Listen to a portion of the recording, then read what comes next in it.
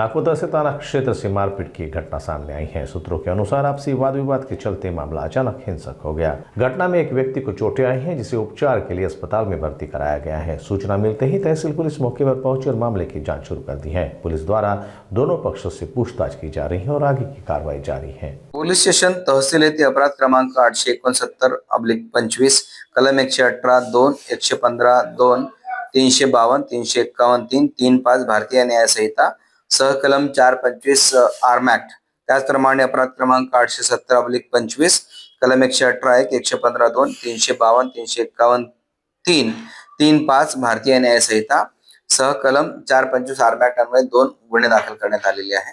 दोन्ही गुन्ह्यातील फिर्यादी आणि आरोपी हे आपसात नातेवाईक असून काही कारणावरून त्यांच्यामध्ये वादविवाद झाला आणि त्यांच्यामध्ये जोरदार मारामारी झाली होती आणि दोन्ही पक्षातील लोक पोलीस स्टेशनला तक्रार देण्याकरता आले होते।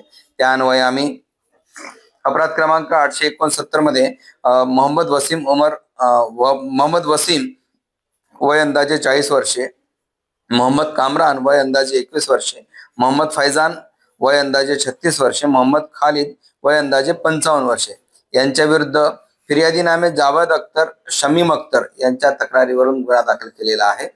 आणि त्याचप्रमाणे अपराध क्रमांक 870 यामधील फिर्यादी मोहम्मद फैजान अन्सारी अब्दुल रशीद अन्सारी यांच्या तक्रारीवरून आरोपी नामे असू उर्फ वसीम, मोहतसिन अख्तर, जावेद अख्तर आणि गुलाम समनानी अशा 4 आरोपितांविरुद्ध गुन्हा दाखल केलेला आहे। यातील अपराध क्रमांक 869 मधील जे फिर्यादी आहे आणि त्यांचे सोबत जे इतर 2-3 साथीदार होते ते सध्या उपचार घेत किम्स हॉस्पिटलमध्ये उपचार घेत आहे।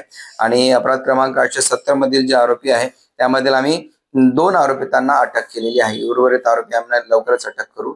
आपसी कारणावरून त्यांच्यामध्ये भांडण आणि वादविवाद झाला होता आणि त्यामधून संघर्ष गुन्हे घडलेले आहेत।